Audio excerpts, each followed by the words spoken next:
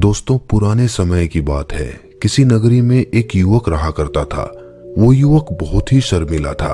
वो इतना शर्मीला था कि जब भी उसके सामने कोई नया आदमी आकर खड़ा हो जाता तो वो उससे बात तक नहीं करता था। यहाँ तक कि जिन्हें वो जानता था, पहचानता था, उनसे भी बात करने में बहुत शर्माता था।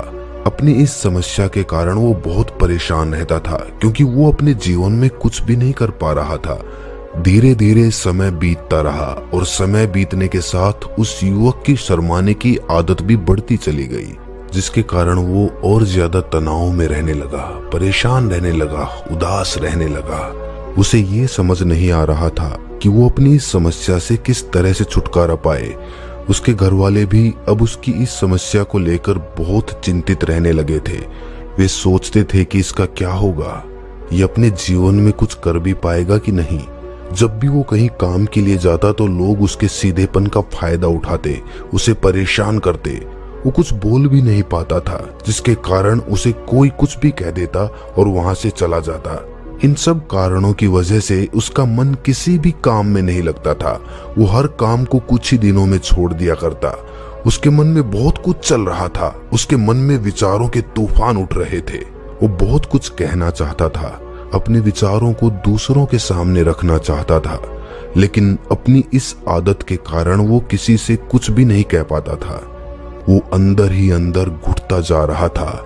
सारे विचार, सारी बातें उसके मन पर हावी हो रही थी, लेकिन वो कभी भी किसी से अपने मन की बात नहीं कहता था। जब वो छोटा बच्चा था तो लोग उसे पसंद करते थे, उसकी इस आदत को लोग सराहते थे।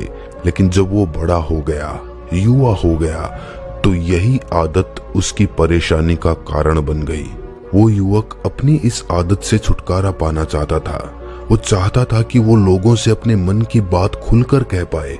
वो जो कुछ करना चाहता है, जो कुछ कहना चाहता है, वो सबसे उसे खुलकर कह सके, कर सके। लेकिन जब भी कोई दूसरा उसके सामने आता तो उसकी जुबान मानो खुलती ही नहीं थी। यहाँ तक कि वो अपने माता पिता के सामने भी ठीक से बात नहीं कर पाता था। अपने कुछ मित्रों के अलावा वो अपने मन की बात किसी से नहीं कह पाता था। जब भी वो किसी बात का जवाब देता तो लोग उसकी हंसी उड़ाते, उसका मजाक बनाते। लोग कहते कि आज तो तेरे मुंह में जबान आ गई है। ये समस्या दिन ब दिन बढ़ती चली जा रही थी। एक दिन जब उस युवक को उसके पिता ने दूसरों के सामने शर्मिंदा होता हुआ देखा तो वो बहुत क्रोधित हो गया और अपने बेटे को खरी खोटी सुनाने लगा। उन्होंने उसे इतना डांट दिया कि वो युवा लड़का बहुत ज्यादा उदास हो गया और वहां से बिना कुछ कहे वहां से चला गया। शाम हो चुकी थी और अब तक उनका बेटा घर नहीं लौटा था। माता और पिता दोनों ही बड़े चिंतित थे। वे अपने बेटे को वापस घर पर देखना चाहते थे, लेकिन युवा लड़का तो भागते भागते पहाड़ की चोटी पर जा पहुंचा था। वो वहां से नीचे की ओर झांक रहा था और ईश्वर से कह रहा था, हे भगवान, आपने मुझे ऐसा क्यों बनाया? लोग मेरा मजाक उड़ाते हैं, लोग मेरी हंसी करते हैं। जब मैं इस दुनिया में अपने मन की बात रख ही नहीं सकता, मैं किसी से कुछ कह ही नहीं सकता, तो फिर मैं इस जीवन को जीकर क्या करूंगा? जब भी मैं किसी से कुछ कहने की कोशिश करता हूं तो लोग मेरा मजाक बनाते हैं, मेरी हंसी उड़ाते हैं। यहाँ तक कि वो मुझसे कुछ भी कहकर चले जाते हैं और मैं उनका जवाब नहीं दे पाता। ऐसा जीवन जीकर मुझे क्या हासिल होगा? भला मैं ऐसा जीवन जी ही क्यों रहा हूँ? इसीलिए मैं अपने सवालों के जवाब पाने के लिए तुम्हारे पास आ रहा हूँ। इतना कहकर जैसे ही वो युवक कूदने की तैयारी कर रहा था कि तभी पीछे से एक आवाज सुनाई पड़ी, बेटा, जान देना तो बहुत आसान है, लेकिन इस जान को तुम वापस नहीं पा सकोगे। जैसे ही ये आवाज उसके कानों में पड़ी, वो पीछे मुड़कर देखने लगा। उसने जैसे ही पीछे मुड़कर देखा तो उसने पाया कि एक बौद्ध भिक्षु उसके पीछे खड़े हैं। उन्हें देखकर वो डर सा गया और अपने कदम पीछे खींच लिए और चुपचाप वहां पर खड़ा हो गया। अपनी आदत के कारण वो उनसे बात नहीं कर पा रहा था। तभी बौद्ध भिक्षु उस युवक से कहते हैं, बेटा, क्या बात है? आखिर तुम यहाँ पर क्या कर रहे हो? और तुम अपने इस जीवन को समाप्त क्यों करना चाहते हो? ये अनमोल जीवन बहुत कम लोगों को नसीब होता है और तुम्हें ये जीवन व्यर्थ लगता है। इस पर वो युवक कहता है कि नहीं, ऐसा कुछ नहीं है। मैं तो बस यहाँ पर खड़ा होकर देख रहा था। तभी बौद्ध भिक्षु उस युवक से कहते हैं, बेटा, मैं जानता हूं कि तुम यहाँ पर क्या करने आए थे। तुम मुझसे कुछ भी नहीं छुपा सकते, लेकिन मैं चाहता हूं कि तुम अपनी समस्या खुद मुझे बताओ, तब मैं उसका समाधान तुम्हें बताऊंगा। यदि तुम चाहते हो कि कोई तुम्हारी मदद करे तो उसके लिए पहले तुम्हें ही आगे बढ़ना होगा।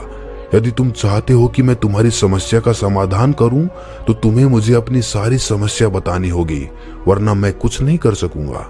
उस बौद्ध भिक्षु की ये बात सुनकर वो युवक कहता है कि नहीं नहीं नहीं, मैं ठीक हूं, मैं सच कह रहा हूं। उस युवक की बात सुनकर बौद्ध भिक्षु उस युवक से कहते हैं, ठीक है बेटा, यदि तुम नहीं चाहते कि मैं तुम्हारी मदद करूं तो कोई बात नहीं, मैं तुम्हारी बात पर विश्वास कर लेता हूं। लेकिन तुम्हें भी मेरी एक बात पर विश्वास करना चाहिए कि मैं तुम्हारी मदद के लिए ही यहाँ पर आया हूं। तुम चाहो तो तुम अपनी समस्या मुझे बता सकते हो और मैं तुम्हारी इस समस्या का समाधान भी अवश्य करूंगा। ये सुनकर वो युवक उस बौद्ध भिक्षु से कहता है कि नहीं नहीं, मैं ठीक हूं, आप जाइए। इस पर वो बौद्ध भिक्षु उस युवक से कहते हैं कि ठीक है बेटा, यदि तुम चाहते हो कि मैं यहाँ से चला जाऊं तो मैं यहाँ से चला जाता हूँ, लेकिन मेरी एक बात याद रखना, मेरे जाने के बाद तुम्हारी कोई मदद नहीं करने आएगा और हो सकता है कि तुम्हारी मदद के लिए कोई और भी ना आ पाए। इतना कहकर बौद्ध भिक्षु पीछे की ओर मुड़े और अपने मार्ग पर आगे बढ़ने लगे। वो युवक वहीं पर खड़ा होकर ये सब देख रहा था। जैसे ही वो कुछ दूर पहुंचे तभी उस युवक ने जोर से आवाज लगाई, हे गुरुदेव, मेरी समस्या बहुत बड़ी है, क्या आप उसका समाधान कर सकेंगे? ये सुनकर बौद्ध भिक्षु वहीं पर खड़े हो गए। पीछे मुड़कर उन्होंने उस युवक की बात का जवाब देते हुए कहा, बेटा, इस दुनिया में कोई भी ऐसी समस्या नहीं है जिसका कोई समाधान ना हो। यदि तुम मुझे अपनी समस्या बताओगे तो मैं उसका समाधान अवश्य करूंगा। तभी वो युवक उस बौद्ध भिक्षु से अपनी समस्या बताते हुए कहता है कि गुरुवर, मेरी एक बहुत बड़ी समस्या है कि मैं शर्मीला हूँ, जिस कारण मैं किसी से कोई बात नहीं कर पाता हूँ। यहाँ तक कि मैं अपने मन की बात भी किसी को नहीं बता पाता। जब भी मैं किसी से बात करने की कोशिश करता हूँ तो लोग मेरा मजाक उड़ाते हैं, मेरी हंसी उड़ाते हैं। जब भी मुझे कोई खरी खोटी सुनाता है, उल्टी सीधी बात करता है, तो उसका मैं जवाब तक नहीं दे पाता। मैं लोगों की तरह चालाक बनना चाहता हूँ, लोगों की तरह बातों का जवाब देना चाहता हूँ, अपने मन की बात करना चाहता हूँ। मैं इस दुनिया के साथ कदम से कदम मिलाकर आगे बढ़ना चाहता हूँ। क्या इसका कोई समाधान है? उस भिक्षु ने उस युवक की सारी बातें ध्यानपूर्वक सुनी और फिर जवाब देते हुए कहा कि बेटा, तुम जरूरत से ज्यादा शर्मीले हो।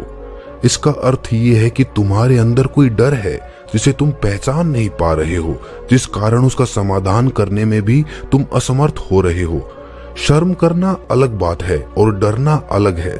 जब हमारे भीतर डर होता है तब हम कहीं भी किसी से भी कोई बात नहीं कर सकते।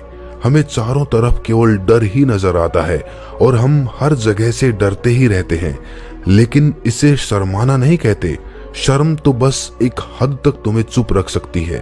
फिर वो बौद्ध भिक्षु उस युवक से कहते हैं कि बेटा, तुम सबसे अधिक किससे शर्माते हो? युवक इसका जवाब देते हुए कहता है कि गुरुवर, मुझे अपने पिता से बात करने में बहुत शर्म आती है, मैं उनके सामने कुछ बोल भी नहीं पाता। तब वो बौद्ध भिक्षु उस युवक से कहते हैं, अच्छा, तो ये बताओ, जब तुम अपने पिता से बात कर रहे होते हो या फिर बात करने का प्रयास करते हो तो तुम्हारे मन में कैसे ख्याल आते हैं? युवक इसका जवाब देते हुए कहता है, गुरुवर, जब भी मैं अपने पिता से बात करने का प्रयास करता हूँ तो मुझे ऐसा लगता है कि मानो मेरे पिता मुझे अभी डांट देंगे, मुझ पर क्रोध करेंगे, मुझसे नाराज हो जाएंगे और कहीं ना कहीं मुझे ये भी लगता है कि मैं कुछ गलत बात ही करूंगा। यहाँ तक कि मेरे मन में ऐसे भी ख्याल आते हैं कि शायद मेरे पिता मुझसे प्यार ही नहीं करते। परंतु गुरुवर, आप कहते हैं कि शर्म अलग है और डरना अलग है, तो क्या कोई ऐसा उपाय है जिससे मुझे डर ही ना हो? क्या कोई ऐसा रास्ता है जिससे मेरे अंदर का ये डर खत्म हो जाए, समाप्त हो जाए? कृपया करके मुझे इस समस्या का समाधान बताइए। मुझे अपने इस डर से बाहर निकलना है। मुझे लोगों की तरह अपने इस जीवन को खुलकर जीना है। उस युवक की ये सारी बातें सुनकर वो बौद्ध भिक्षु उस युवक से कहते हैं, जाओ और अपने पिता से कहो कि मुझे कुछ काम करना है और उसके लिए मुझे आपसे कुछ धन चाहिए। यदि तुम उनसे धन मांगने में कामयाब हो गए तो मैं तुम्हारी समस्या का समाधान अवश्य बताऊंगा। वो युवक ये सुनकर काफी घबरा गया। उसने उस गुरुवर से कहा कि हे गुरुवर, मुझे ये कार्य ना दीजिए, मैं उनसे कुछ नहीं कह पाता, उनके सामने तो मेरी बोलती बंद हो जाती है, मैं भला उनसे धन कैसे मांगूंगा। ये बात सुनकर बौद्ध भिक्षु उस युवक से कहते हैं कि तब तो तुम्हारी समस्या का कोई समाधान नहीं है और ना ही तुम कभी भी अपने जीवन को खुलकर जी पाओगे। ये बात सुनकर युवक उस बौद्ध भिक्षु से कहता है कि गुरुवर, ऐसा ना कहें, कृपया करके मुझे कोई और कार्य बताइए, कोई ऐसा कार्य जिससे मेरे अंदर का डर पूरी तरह से समाप्त हो जाए, कोई ऐसा समाधान बताइए। इसका जवाब देते हुए वो बौद्ध भिक्षु युवक से कहते हैं, बेटा, यदि तुम्हें अपने अंदर के डर को समाप्त करना है तो पहले तुम्हें ये कार्य करना होगा जो मैंने तुम्हें कहा है। वो युवक काफी देर तक सोच विचार करने के बाद पुनः उस गुरु से कहता है कि ठीक है, यदि आप चाहते हैं कि इस कार्य को करूं तो मैं इसे करने का पूरा प्रयास करूंगा। इतना कहकर वो युवक अपने घर लौट आता है। उसे देखकर उसके माता पिता बहुत खुश हो जाते हैं। युवक आगे कहता है, पिताजी, मैं कुछ काम करना चाहता हूँ और उसके लिए मुझे आपसे कुछ धन चाहिए, क्या आप मुझे कुछ धन दे सकते हैं। इतना सुनकर उस युवक के पिता ने उसकी ओर ध्यान से देखा। काफी देर देखने के बाद वो खुशी से झूम उठे और तुरंत ही उन्होंने कुछ धन अपने पुत्र के हाथों पर रख दिया और कहने लगे कि बेटा, इतना धन काफी है या फिर तुम्हें और धन चाहिए। इसके जवाब में वो युवक अपने पिता से कहता है कि नहीं नहीं पिताजी, इतना काफी है, मैं इतने में काम चला लूंगा। वो युवक उस धन को लेकर तुरंत दौड़ा हुआ उस बौद्ध भिक्षु के पास पहुंच जाता है। उस धन को दिखाते हुए वो कहता है कि गुरुवर, जैसा आपने कहा था, मैं धन लेकर आपके पास आ चुका हूँ। मैंने अपने पिता से धन मांग लिया है, अब मुझे मेरी समस्या का समाधान बताओ। तभी बौद्ध भिक्षु उस युवक से कहते हैं, अरे इतनी जल्दी क्या है, अभी तो तुम्हें मेरे लिए एक और काम करना है, तब मैं तुम्हें तुम्हारी समस्या का समाधान अवश्य बताऊंगा और यदि तुम मेरे लिए इस कार्य को पूरा नहीं कर सके तो मैं तुम्हें कभी भी तुम्हारी समस्या का समाधान नहीं बताने वाला। ये सुनकर वो युवक उस बौद्ध भिक्षु से कहता है कि गुरुवर, अभी तो मैंने आपके लिए एक काम किया है, अभी आप मुझे एक और काम करने के लिए कह रहे हैं। तब वो बौद्ध भिक्षु उस युवक से कहते हैं कि हाँ, तुम्हें मेरे लिए एक और काम करना होगा। वो युवक एक बार फिर से काफी देर सोच विचार कर उस बौद्ध भिक्षु से कहता है कि अच्छा ठीक है, बताइए अब मुझे क्या करना है। इसके जवाब में बौद्ध भिक्षु उस युवक से कहते हैं कि जाओ और ये धन जो तुमने अपने पिता से मांगा है, इस धन को वापस अपने पिता को लौटा दो और साथ साथ ये भी कहना कि पिताजी, मैं अभी काम नहीं करना चाहता, लेकिन जब समय आएगा तो मैं आपसे ये धन वापस ले लूंगा और उससे अपना काम पूरा करूंगा। ये बात सुनकर वो युवक ऊपर से नीचे तक कांप गया और कहने लगा कि गुरुवर, आप मुझे कोई और काम सौंप दीजिए, मैं उसे जरूर करूंगा, लेकिन अब यदि मैं धन लेकर वापस गया तो वो क्या सोचेंगे मेरे बारे में, मैं तो शर्मिंदा हो जाऊंगा उनके सामने। इसीलिए गुरुवर, कृपया करके मुझे कोई और काम दे दीजिए। तभी बौद्ध भिक्षु उस युवक से कहते हैं कि बेटा, जो काम मैंने तुम्हें सौंपा है, तुम्हें उसी कार्य को पूरा करना होगा, अन्यथा तुम्हारी समस्या का समाधान मैं तुम्हें नहीं बताने वाला। काफी देर सोच विचार करने के बाद वो उस बौद्ध भिक्षु से कहता है कि ठीक है गुरुवर, मैं वापस जाता हूँ और ये धन वापस अपने पिता को देकर आपके पास आता हूँ। वो तुरंत दौड़ा दौड़ा अपने पिता के पास वापस लौटा। उसने अपने पिता से कहा कि पिताजी, मैं ये धन अभी नहीं लेना चाहता, अभी ये धन मुझसे वापस ले लीजिए, जब मुझे कोई काम पड़ेगा तो मैं आपसे ये धन वापस ले लूंगा। उसके पिता ने उस युवक की तरफ घूर कर काफी देर तक देखा और फिर मुस्कुराते हुए कहने लगे, बेटा, मैं समझता हूँ कि किसी भी काम को शुरू करने से पहले हमें उसके बारे में जानकारी इकट्ठी करनी चाहिए, उसके बारे में समझना जरूरी है, कब क्या कैसे करना है, इसके बारे में हमें पूरी जानकारी लेनी चाहिए। कोई भी काम ऐसे ही नहीं शुरू किया जाता उसमें हम सफल भी होंगे या नहीं, इसका भी अनुमान हमें लगाना पड़ता है। और जब तक हम सभी तरह की जानकारी प्राप्त नहीं कर लेते, तब तक हमें धन नहीं लगाना चाहिए। मुझे बहुत खुशी है कि तुमने सही निर्णय लिया है।